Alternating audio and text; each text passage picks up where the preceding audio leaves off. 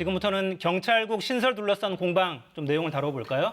오늘 세 번째 손님은 여당 소속이면서도 이상민 행안부 장관 탄핵 공격으로 나오고 있는 권은희 국민의힘 의원과 자세한 이야기 나누겠습니다. 어서 오십시오. 네, 안녕하십니까. 자, 행안부 내 경찰국 신설 핵심적인 문제를 짚으신다면 뭘 짚으시겠어요? 네, 정부 조직과 관련된 부분인데요. 정부 조직법이라는 법률에 의해서 소속 기관과 소관 사무에 대한 규정을 하고 있습니다. 그런데 이 행정안전부라는 부와 관련해서 34조 1항에서 소관 사무 규정을 두고 있는데 치안 사무가 없습니다.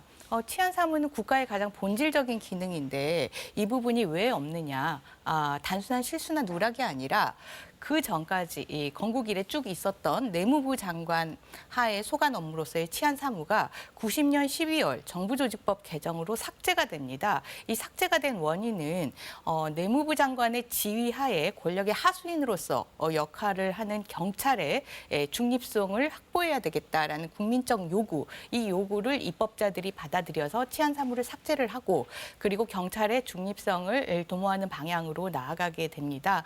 이러한 그 입법자의 결단, 국민들의 요구에 위반을 해서 소관 사무가 아니면 직무 권한을 행사할 수 없음에도 불구하고 하위 법령으로 치안 지휘 규칙을 만들고 또한 하위 법령으로 보조기관으로 경찰국을 신설하는 명백히 이 정부조직법에 반하는 그러한 행위를 하고 있습니다. 불법적이고 위헌적이기도 하다 이런 주장이신 네, 건데. 맞습니다. 이상민 장관은 근데 생각이 완전히 달라요. 저희 그래픽 만들어 놓은 거 좀 보여주시겠어요? 네.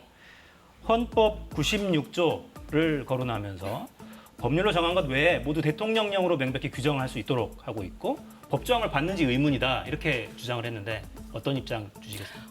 이상민 행안부 장관 이분이 상식적이지 않은 부분이라는 거는 그 12.12 하나의 쿠데타 발언으로 저희들이 알 수가 있는데요. 이 관련해서 법 지식에 대해서도 좀 의문을 가질 수밖에 없는데 정부조직법 2조에 보좌기관을 대통령령으로 규정할 수 있다라고 되어 있습니다. 그렇지만은 이 보좌 기관을 두기 위해서는 당연히 이 소관 업무로 해당 그 업무를 소관을 해야 되고 그래야 직무 권한으로 이 보좌 기관을 둘 수 있는데 이 부분에 대한 해석을 완전히 누락을 하신 거고요. 이런 부분에 있어서 살펴봐야 될 것들이 한두 가지가 아님에도 불구하고 의도적인 건지 아니면은 정말 그동안의 지식을 다 날려 먹으신 건지 이러한 부분들을 이러한 위법한 행위들을 반복하고 있습니다. 네. 자, 법적인 부분은 그렇고 이 부분은 어때요? 그동안은 민정수석실에서 경찰을 음성적으로 지휘 감독했다면 네. 이제는 좀 행정부 내에 공식적인 기구를 두어서 그 조직을 통해서 정상화하자는 거 아니냐 이런 주장도 계속 하잖아요. 어떤 입장이십니까? 민정수석실이 음습하다라고 평가를 한다면 행정안전부는 그 음습함이 더 광대해졌다라고 평가를 받을 수밖에 없는 이유가 민정수석실이 음습한 이유는 그 권한이 검증 권한이라는 부분에서 크게 기인합니다. 검증과 관련해서 사실 객관적인 자료에 기초해서 검증이 이루어지기보다는 사찰과 종이 한 장 차이 가 있는 세평이나 정보보고 등에 의존해서 주관적으로 이러한 권한을 행사하기 때문에 음습하다라는 평가가 나올 수 있는데요. 행안부 장관이 본인이 스스로 인사제청권을 주장을 하고 있는데 인사제청권은 우리 경찰공무법상 인사와 관련해서 절차적인 이런 권한에 불과하기 때문에 그 실질에 있어서 객관적으로 투명하게 담보할 수 있는 그런 그 권한이 아닙니다. 예컨대 제가 정확하게 비교를 해드리자면 경찰공무법상 이 인사는 능력 실증에 의해서 이루어지도록 하고 있고요. 네. 능력 실증이 이루어지도록 하기 위해서는 시스템이 갖춰져야 됩니다. 투명한 시스템이. 지금 현재 경찰과 관련해서 지금 총경 승진 대상자들이 경정. 일선 서에서는 과장급인데요.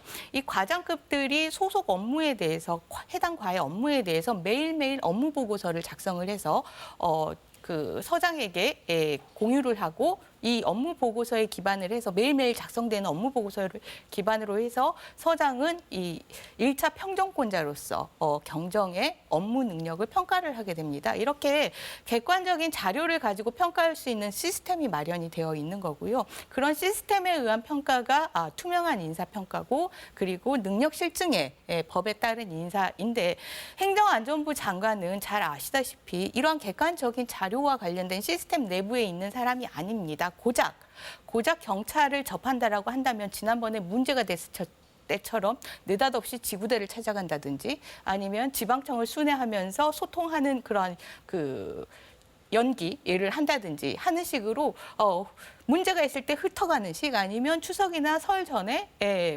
치안 사무와 관련해 가지고 점검하는 수준으로 뭐 한 10분 정도 가는 수준인데 그런 수준의 행안부 장관이 인사제청권을 행사하기 위해서는 어쩔 수 없이 세평이나 정보 보고에 의존할 수밖에 없는 거고 결국은 민정수석실과 동일한 그런 권한 행사를 할 수밖에 없는 거고 이 부분 지난번에 스스로 행안부 장관 이상민 장관이 말하지 않았습니까? 스스로 고백했습니다. 현 정부의 그 치안 정감들과 관련해 가지고 세평에 따르면 정치 권력과 유착된 그런 평이 있다라고 해서 본인이 행사할 권한이 결국은 주관적이고 자의적일 수밖에 없다라는 부분들을 인정을 했습니다. 그렇기 때문에 민정수석실이 음습하다면 행정안전부 장관의 인사와 관련된 권한은 음습한 데다가 광대하기까지 하다라고 말씀드릴 수 있습니다. 일단 행안부 장관 탄핵 추진 주장을 계속 하고 네. 계시고요. 민주당에서는 근데 권한쟁의 심판이나 해임 건의안도 고려하고 있는 걸로 보입니다. 방침이 정리되어 있지는 않은 것 같은데 네네. 이 여러 방안 중에 장관 탄핵을 주되게 더 주장하시는 이유가 특별히 있습니까?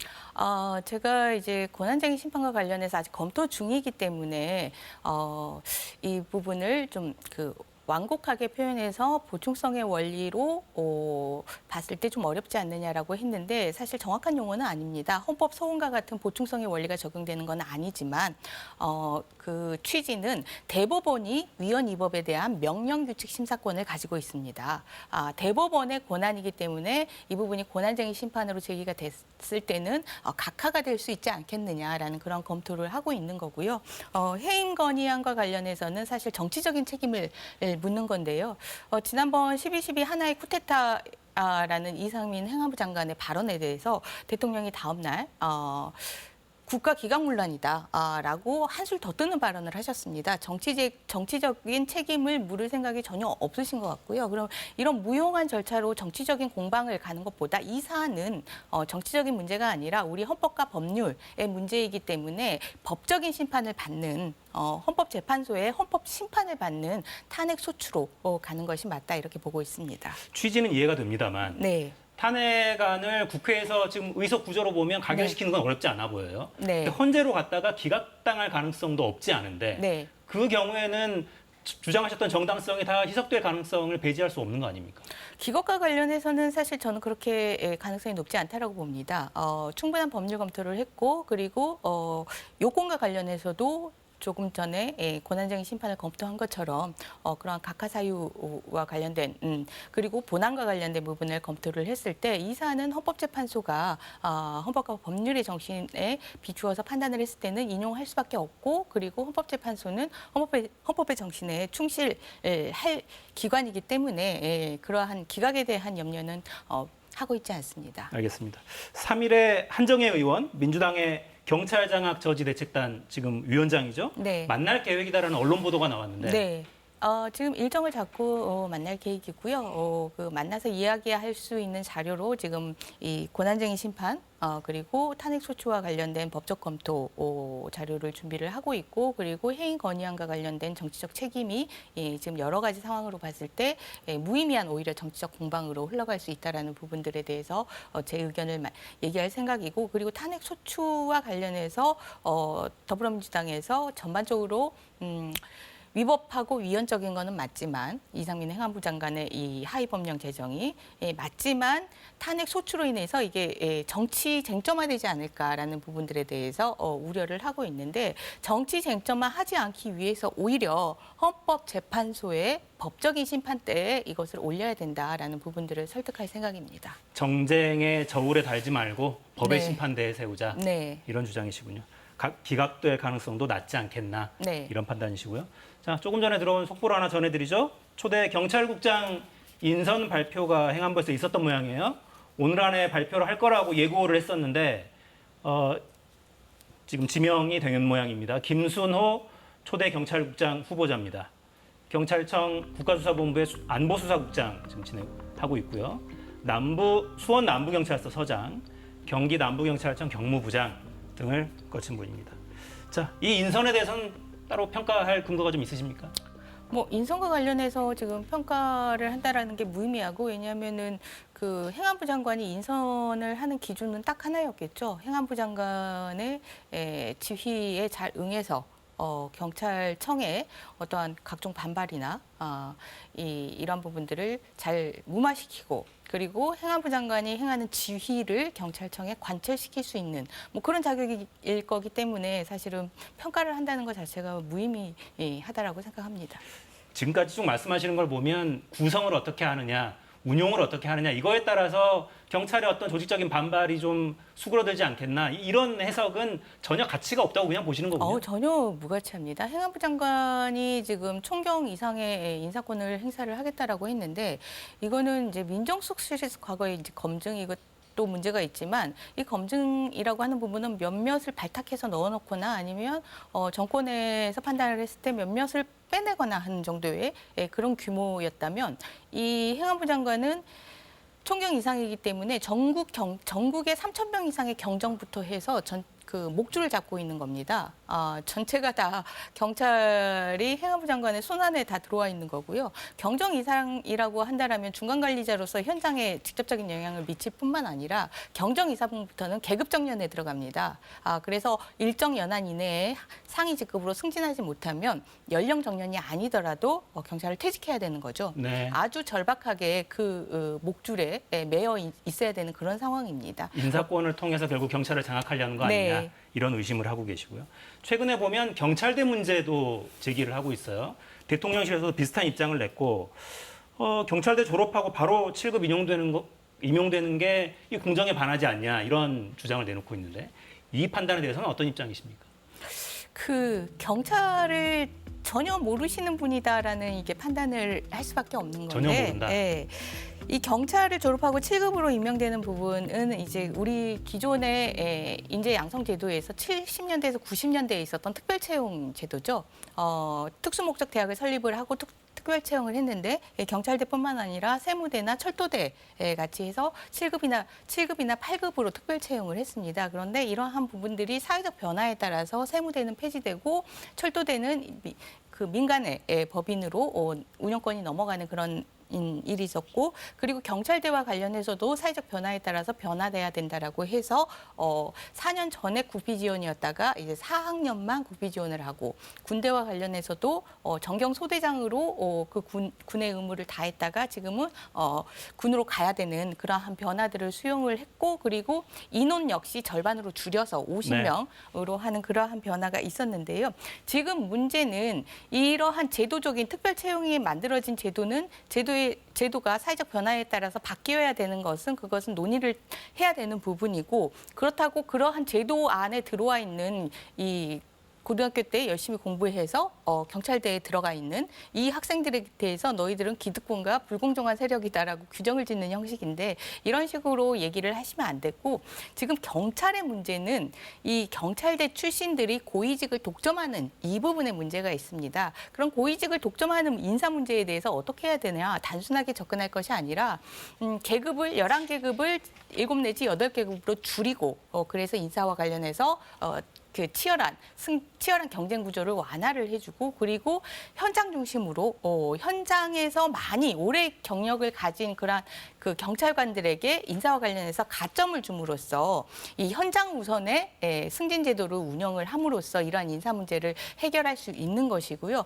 뭐 이 인사 문제를 해결하겠다라고 해서 이렇게 경찰대가 불공정하다라는 접근 방식은 제도적인 인식으로도 그리고 현재의 이 경찰의 인사의 문제에도 전혀 맞는 해결 방식이 아니다 이렇게 보여집니다. 그런 해결 방식을 굳이 이 시점에 꺼낸 건 뭔가 다른 의도가 있다고 인식하십니까? 해결 방식이 아닌데 이게 해결 방식이라고 내놓는 것 자체는 분명한 의도죠. 갈등을 야기하는 것이고 경찰과 관련해서 갈등 야기를 통해서 내부의 분란들을 사분오열시키려는 그런 의도라고 보여집니다. 네, 갈라치기다 이렇게 인식하시는군요.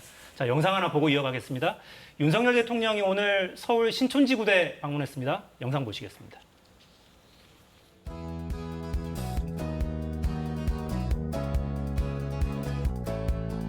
내가 이 연희동에서 한 50년 가까이 살았잖아요. 그래서 옛날 이 신촌 파출소를 되게 낯이고 여기가. 아 반갑네 정말.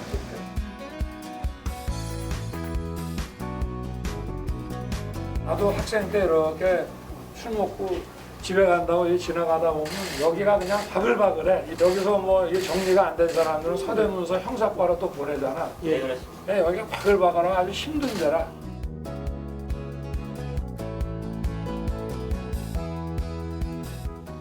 네, 국가 기강문란 경찰 비판했던 대통령이 오늘은 지구대 방문해서 격려를 했습니다. 이걸로 아마 이 한 차례 행사로 경찰 내부 반발 무마가 되진 않을 테고, 근데 국가경찰위원회를 뭔가 실질화하거나 뭔가 이제 경찰의 권한이 커지긴 하니까요.